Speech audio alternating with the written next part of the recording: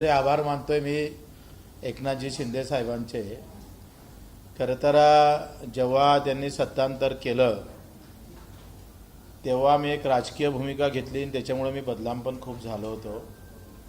आणि त्या सगळ्या राजकीय भूमिकेमुळे दिव्यांग मंत्रालय मला भेटलं, म्हणजे महाराष्ट्राला भेटलं, देशातलं पहिलं दिव्यांग मंत्रालय। कदाचित मला मंत्रिपद घेता आलं असतं, पण मी ते टाळलं। दिव्यांग मंत्रालय भेटलं, आपल्याला सर्व काही भेटलं असं समजून आम्ही पुन्हा कामाला लागलो। आणि मग नंतर आंदोलन झालं कर्जमाफीच्या। मुख्यमंत्र्याच्या देवाभाऊच्या बैठकीमध्ये एकनाथ शिंदे साहेबांची भूमिका अतिशय महत्त्वाची आणि चांगली राहिली। विशेष भूमिकेमुळे आज कर्जमाफी घोषणा झाली आणि त्या याच्यातूनच मला असं वाटतं का घोषणेतूनच आम्हाला त्या आंदोलनाला यश पण भेटलेलं आहे। त्याच्यातही शिंदे साहेबांची मोठी एकंदरीत त्यांची भूमिका महत्त्वाची राहिली आहे। एक शब्दाचा पक्का माणूस म्हणून शिंदे साहेबाकडे पाहिलं जातं। मला वाटत नव्हतं दिव्यांग मंत्रालय निर्माण करेन म्हणून, कारण त्याच्यापूर्वी आम्ही 10 ते 15 आंदोलन केले होते।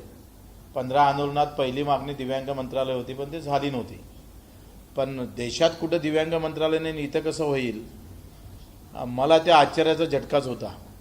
आणि माझं मंत्रिपद गेलं, म्हणजे मी उद्धव साहेबाकडे मंत्री होतोय आणि शिंदे साहेबाकडे मी आमदार राहिलो आणि त्याच्याकडे राहिलो म्हणून मग अधिक पुन्हा आम्ही विधानसभेत पडलो। पण तर माझ्याकडे येणारा मतदार मुस्लिम बौद्ध बांधव किंवा दलित बांधव असं होता।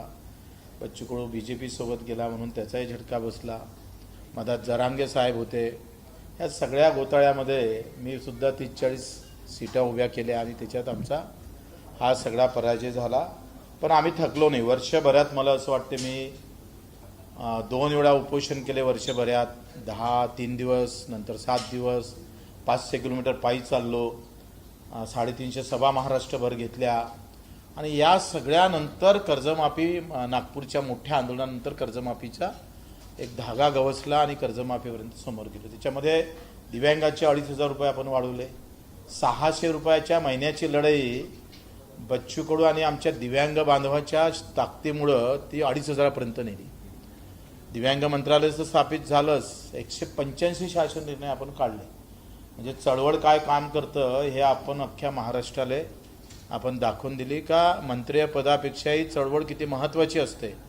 आणि त्याच्यातून आपण 182 शासन निर्णय काढले। या सगळ्यामध्ये 2,500 रुपये मानधन, कर्जमाफी, एका वर्षातली आमदार नसतानाची कामगिरी आहे बरं आमची। नंतर भूमीहीन, म्हणजे याच्यामध्ये देवाभाऊला खरं तर आभार मानावं लागेल। त्यांनी भूमीहीन लोकांसाठी आमची मागणी होती का अपघात विमा लागू करा। जसं शेतकऱ्याला अपघात विमा आहे तसा शेतमजुरांना पण तो लागू झाला पाहिजे, त्याचाही शासन निर्णय निघाला। आणि घरकुलासाठी पुन्हा शिंदे साहेबांनी मदत केली आणि 50,000 रुपये ग्रामीण भागातल्या घरकुलांसाठी सुद्धा वाढीव आले। ग्रामपंचायत कर्मचाऱ्यांना विनाअट पगार देणं भेटणं सुरू झाले, जे शेवटच्या घटकातले आहे। एकंदरीत या सगळ्या लढाईमध्ये आम्ही एका वर्षात काय काय घेतलं तर एकूण 40 ते 45,000 कोटीचं बजेट मी सांगतोय आमच्या आंदोलनामुळं सरकारले शेतकरी मजुरासाठी वळवावं लागलं। हे आमच्यासाठी मोठं यश आहे।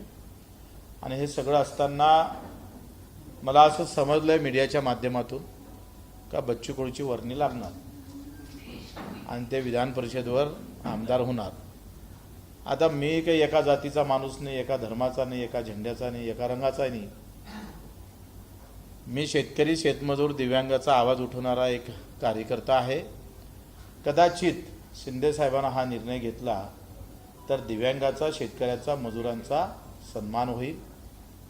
आणि बगर जातीचे माणसं कोणी घेत नाही। तुम्हाला माहीत आहे आजकालचं राजकारण विकासापेक्षा जाती धर्मावर आहे। लोक मेंढरासारखे जातात जाती धर्माच्या नावावर। आम्ही मुद्द्याची लढाई लढणारे माणसं आहे। कदाचित आमचा विचार झाला तर आमचे काही मुद्दे आहे, आम्ही आमदारकीसाठी जाणार का, तर बिलकुल नाही। आमचे मुद्दे आहे का जे काही दिव्यांगाचे उर्वरित प्रश्न आहे त्याला लगेच कुठेतरी आम्ही पाहतो पूर्तता झाली पाहिजे। त्यांची कर्जमाफी आहे, दिव्यांग बांधवाची पगाराची वाढ आहे, इतर काही महत्त्वाच्या घरकुलाचे मुद्दे आहे। दुसरा, पेरणी ते कापणीपर्यंत सगळी कामे MRGS मधून झाली पाहिजे, शेतकऱ्याचा मुद्दा आहे। हमी भावाचा आहे। हमी भावासाठी शिंदे साहेबांना उद्या जर विचार केला आमचा, तर आमचाही प्रस्ताव आहे, त्यांचाच थोडा प्रस्ताव। आम्ही काय म्हणते, पदासोबत युती करणारे लोक नाही आहे. पदासाठी किंवा निवडणुकीसाठी युती करणारा बच्चू कडू नाही आहे. ते इतर पक्ष करतात युती, म्हणजे निवडणुका आल्या का यांच्या युत्या होतात. बच्चू कडूची जे काही युती आहे ती मुद्द्यासोबत असेल. मुद्दा असेल तरच मग आम्ही समोर पावलं टाकू.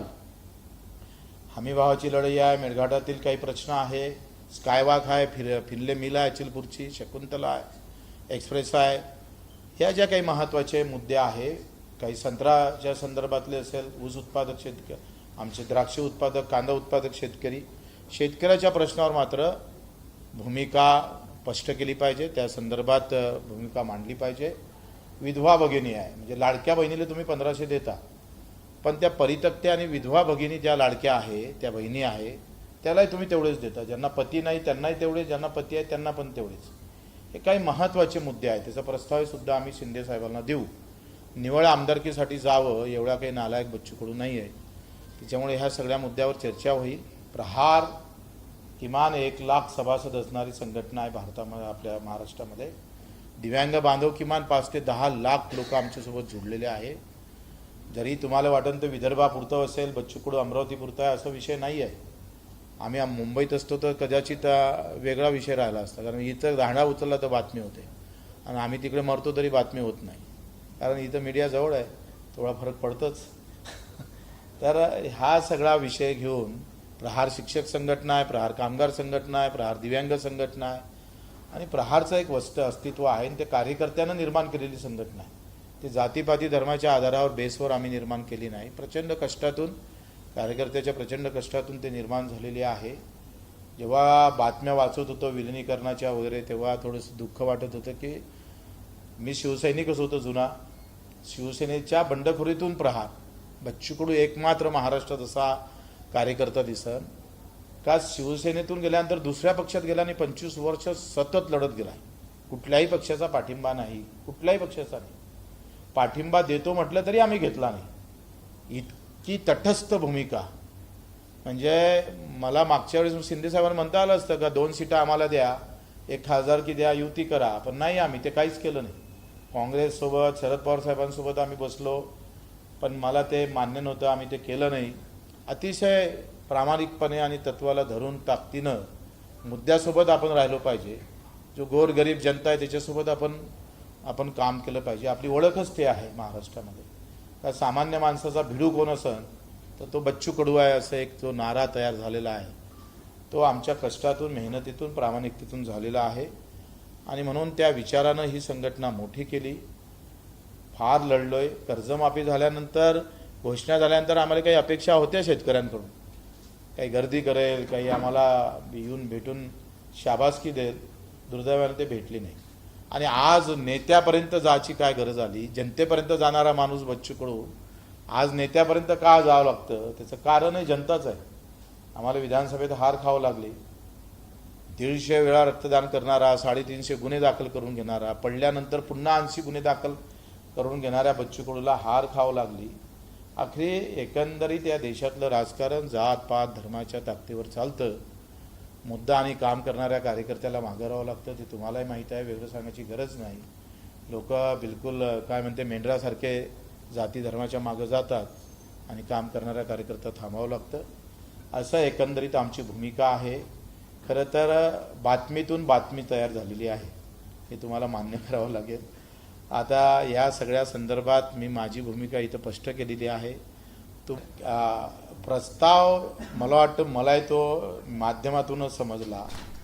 एकदा वगैरे भेट आमची झाली होती, तेव्हा एक चर्चा आणि फोनवरून आम्ही सामंतसोबत थोडं बोलणं झालं होतं, पण त्याच्यात काही स्पष्टता नव्हती. अशी काही चर्चा झाली नाही. कसं आहे, विधान परिषद, मला तर हेच माहीत नव्हतं. मी आता हिमालयातून पायी चालून आलो, म्हणजे मी आलो नाही हे त्याच्या दुसऱ्या तिसऱ्या दिवशी बातमी चालली एकंदरीत. आणि बातमी चालल्यानंतर मग थोडी एक चर्चा फोनवर आमच्या सामंत साहेबांसोबत झाली. त्याच्या व्यतिरिक्त काही झालं नाही. शक्यता असू शकतं, जर एवढं काही जेव्हा झालं, कुठून ना कुठून बातमी लीक झाली असन, ते तुमच्यापर्यंत आली असन, उगाच काही थोडी हवा येतं, बातमी होतं. वाटतं काही माझ्यापेक्षा तर तुम्हाला अधिक जास्त माहिती असू शकते. मला असं वाटते का तो किंतु परंतुचा विषय आहे. आखरी चर्चा झाली पाहिजे. मी काय म्हटलं का निवळ आमदार व्हायचं असतं तर मी आता तुम्हाला हो म्हटलं असतं, पण मी काय म्हटलं की आमचे मुद्दे फार महत्त्वाचे आहे शेतकऱ्यांचे. आम्ही शिंदे साहेबांना आम्हाला विधान परिषद गेलं, आम्ही त्यांचे पाईक म्हणून राहू, मेहनतीनं काम करू, प्रामाणिकपणे लढू, शिवसेना किती वाढवायची आहे तोही प्रयत्न करू, तो विषय नाही आहे. त्याच्यापेक्षा महत्त्वाचा विषय आहे की आम्ही जेवढं मायबापाने मानतो तेवढंच आम्ही दिव्यांग आणि शेतकरी मजुरांना मानतो. म्हणजे आमच्यासाठी ते देवासमान आहे. आणि म्हणून त्यांच्यासाठी जर मोठा संघटन त्या मुद्द्याच्या सोबत उभं राहत असेल पक्ष, तर मग आपण सगळी चर्चेतूनच होईल ना. आता चर्चेचा निरोप येते का नाही येत तो प्रश्न महत्त्वाचा आहे. प्रहारवर कोणी अन्याय करण्याची ताकद नाही, कोणी जन्माला अजून पैदा झालं नाही, आमच्यावर काय कोणी अन्याय करू शकतो. हम खुद तलवार आहे. हां नाही नाही, आपण पद मागितलंच नाही. बघा मुळात कसं आहे, पद मागणारा बच्चू कडू असता तर विधानसभेच्या अगोदर आम्ही ॲडजस्टमेंट नाही केले असते, आम्ही युती नाही केली असते, मला एक सीट दिली नसती का कोण, असं वाटतं तुम्हाला? तेवढी लायकी नाही आहे का बच्चू कडूची? नाही आहे. हम खुद के राजा आहे, आमची पानटपरी आहे. फोनवर बोलणं झालं ते काही इतकं विस्तृत झालं नाही, फोनवर असल्यामुळे घाईत होतोय. म्हटलं आल्यावर भेटू. माझं म्हणणं आहे आजच्या पत्रकार परिषदेनंतर काही निरोप आला तर आखरी जावं भेटू, आपण भेटायला काय हरकत आहे. मी 24 तासापासून मुंबईत नाही, काल जालना होतो, तिथून संभाजीनगर बायकार इकडे आलो आणि सकाळी आता आंघोळ केली तिथं येऊन बसलो. ताई माझं काय म्हणणं आहे, हे चर्चानंतरच होईल. आखरी चर्चा फेस टू फेस झाल्याशिवाय आपण याच्यावर काय बोलू शकतो. नाही माझं काय म्हणणं आहे, विलिनीकरण असू दे का अधिक काही असू दे, ह्या चर्चेशिवाय आपण काही बोलू शकत नाही. चर्चा कशी रंगतं, मुद्दे काय आहे, आमच्या मुद्द्यासंदर्भात ते काय बोलतात, हे सगळे परंतु किंतु परंतु आहे ना, लक्षात घ्या ना. नाही का माझं काय मत आहे, दिव्यांग मंत्रालय भेटल्यामुळं चूक झाल्यासारखं वाटतच नाही. अमृत आणलं ना हो आम्ही दिव्यांग बांधवासाठी, चूक कसं म्हणताय तुम्ही सांगा.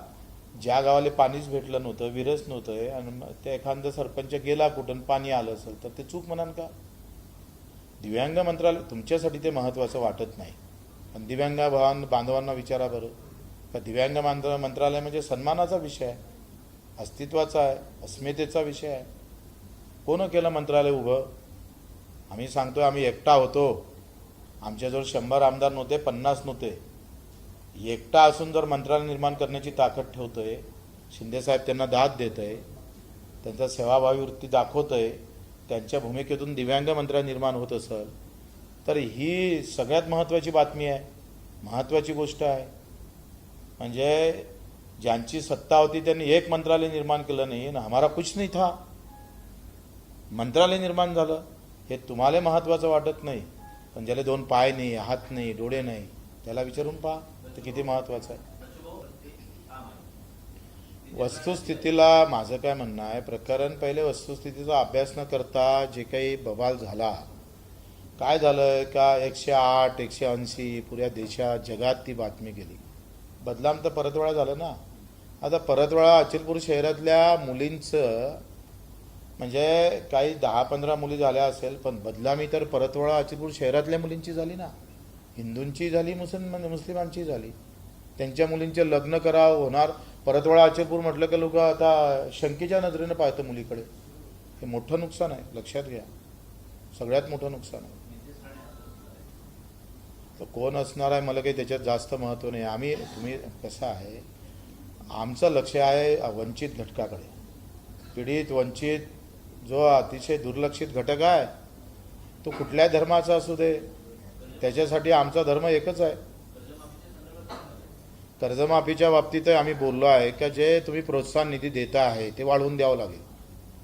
आत्ता जरी देता आला नाही तर सेकंड टप्प्यामध्ये तुम्ही वाढवून द्यावं लागेल आणि वेळ पडलं तर आंदोलनही करू.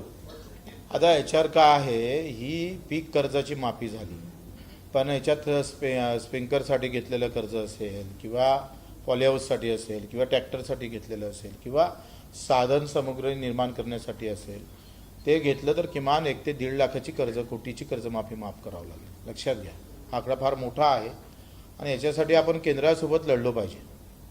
आणि माझं म्हणणं आहे की आता आमची लढाई ही हमी भावाची असणार आहे. आम्ही हमीभावासाठी लढणार आहोत, बिलकुल ताकदनं लढणार आहोत. कारण शेतकऱ्याचं मूळ जे आहे ना, याच्यातला जर खरं त्याला वेळेवर कर्ज काळाची वेळ याची नसेल किंवा तो कर्जबाजारी आत्महत्या थांबवायची असेल तर हमीभावाची लढाई लढलो पाहिजे. आता कसं आहे, जर तरवर बोलण्यात काही अर्थ नाही. तुम्ही काय म्हणता मला का पट्टी लावून बॅटिंग कर, याच्यात काही अर्थ आहे का?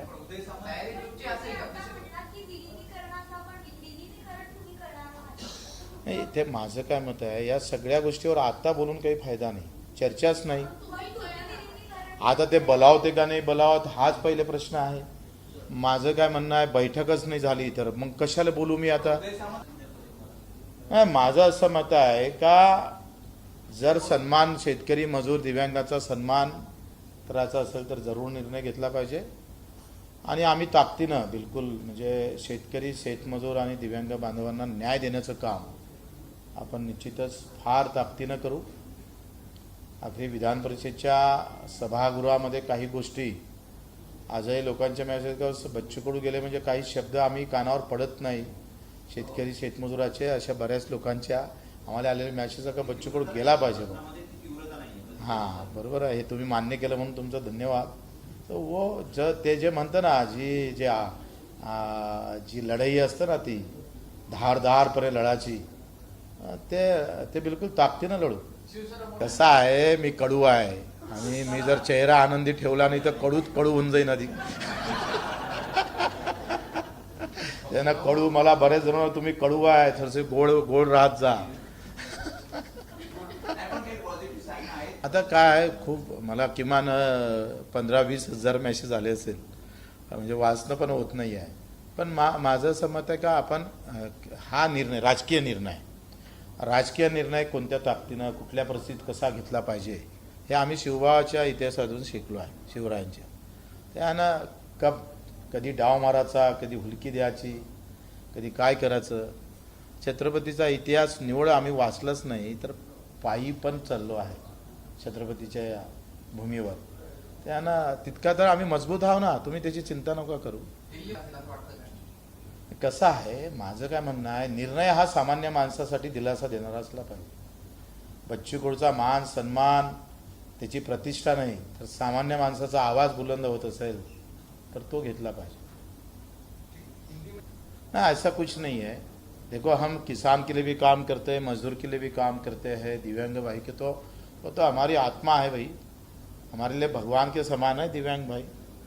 और मैं तो बहुत नसीबवान हूँ कि इन लोगों के ऐसे लोगों के लिए मैं काम कर सकता हूँ. मैं बहुत नसीबवान समझता हूँ. जो भी होगा वो इन लोगों के लिए भी होगा, इनके लिए होगा. बच्चू कडू खुद के लिए कुछ नहीं करने वाला है. अभी तक स्पष्ट नहीं है जाने वाले. स्पष्ट करेंगे भी नहीं ना, फिर सब अभी बताएंगे तो फिर राजनेता बोलेंगे क्या लोग मुझे? आप बोलो. राजनेता जैसा रहना पड़ा, मैं अभी रहता नहीं था, अब लोग बोलते राजनीति जैसा रहते जाओ. नेपाळमध्ये मी किमान 5,500 मीटर चढून आलेलो आहे. -15 उष्णतामान होतं आहे आणि खूप माझ्या आयुष्यासाठी सगळ्यात मोठा कठीण ट्रॅक होता. एव्हरेस्ट बेसपर्यंत घेतलो. त्यानं तिथला जो संयमपणा आहे ना तो खूप शिकलो मी. संयमानंच चालत. तिथं श्वास ऑक्सिजन कमी असतं, थंडी भरपूर असतं, हाईटनं चढावं लागतं. तर असं तुम्हाला मी चालून दाखवलं, तुम्ही हसाल. म्हणजे एक पाऊल टाकताना दुसरं पाऊल मोजून टाका लागायचं नाही तर श्वास भरून यायचं. त्यानं संयम फार महत्त्वाचा आणि मी आयुष्यात संयम फार ठेवला नाही. आता त्या गेलो तेव्हापासून संयम ठेवायला लागलो आणि गौतम बुद्धांच्या भूमीत गेलतोय. कसं आहे, माझ्या निर्णयामुळे शेतकऱ्याच्या आंदोलनाचं खच्चीकरण नाही झालं पाहिजे. कसं जातीच्यासाठी लढलो असतो ना आम्ही तर आम्हाला ही वेळच नाही आली असती.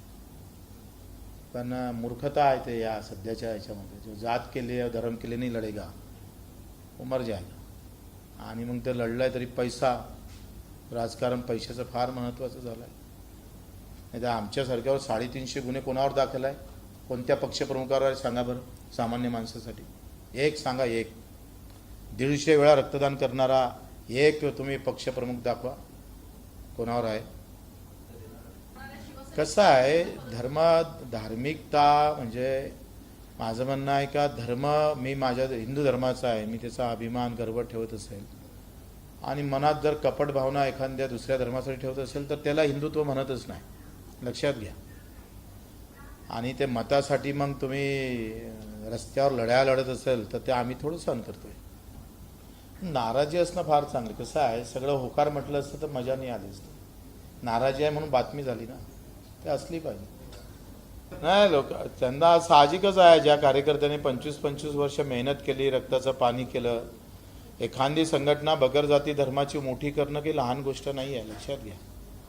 म्हणजे आम्ही आमदार होणं, या अशा काळातून संघटना चालवणं ही तारेवरची कसरत असतात ना. त्यांना त्यांच्या भावना व्यक्त करतात ते.